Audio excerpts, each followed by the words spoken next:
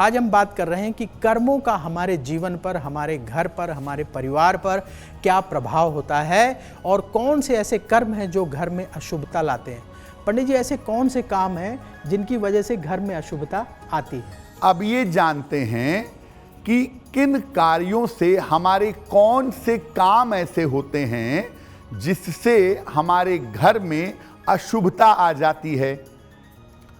गंदे जूते चप्पल पहन करके अगर आप अपने घर में घुसेंगे तो आपके घर में नकारात्मक तरंगें आएंगी।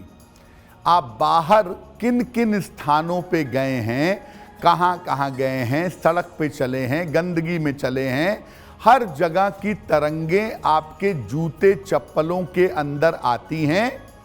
और ये गंदे जूते चप्पल पहनकर अगर आप अपने घर में घुसते हैं तो उसके साथ अशुभ तरंगें भी आपके घर में प्रवेश कर जाती हैं।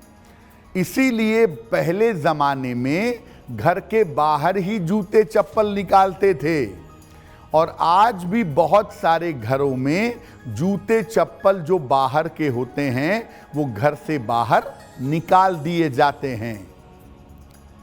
घर में अगर आप गंदे कपड़े इकट्ठा करके रखते हैं, गंदे कपड़े थोड़े से हो जाएं तुरंत उन्हें धो करके साफ कर दें।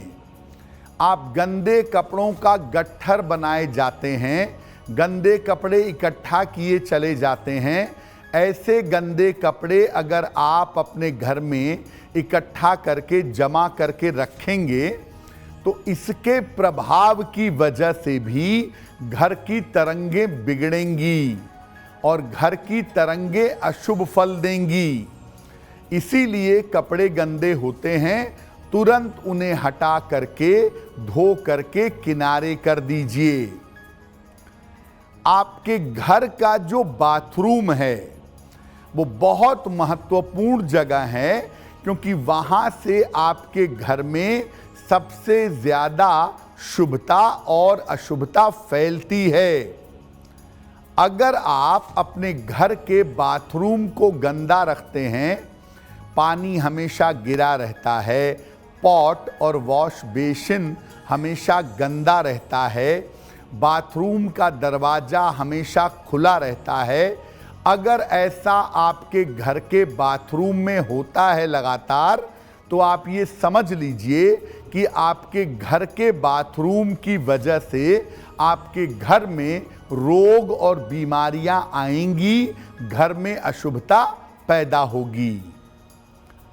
पढ़ने लिखने के बाद घर में किताबों को, पेन को अगर आप बिखेर करके रखते हैं, उसको डिस्टर्ब करके रखते हैं, तो इससे आपकी एकाग्रता खराब होगी, इससे आपका कंसंट्रेशन बिगड़ेगा। और किताबों को, पेन को अगर बिखेर करके रखेंगे तो ऐसी स्थिति में आपका मन एकाग्र नहीं होगा और घर में अशुभता पैदा होगी।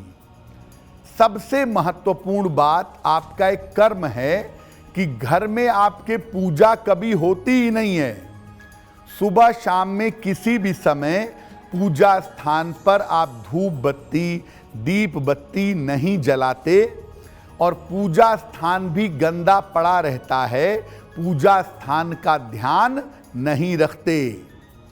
ऐसी स्थिति में भी आपके घर में अशुभता पैदा होती है और आप अपने घर का माहौल भी पवित्र नहीं रखते। घर में मांस मदिरा का खूब प्रयोग होता है, ऐसा करने से भी घर के अंदर अशुभता पैदा होती है। एस्ट्रो तक ऐप पर आपको मिलेगा भविष्य से जुड़े हर सवाल का जवाब। डाउनलोड कीजिए एस्ट्रो तक ऐप और चुटकी में जुड़िए इंडिया के बेस्ट एस्ट्रोलॉजर से।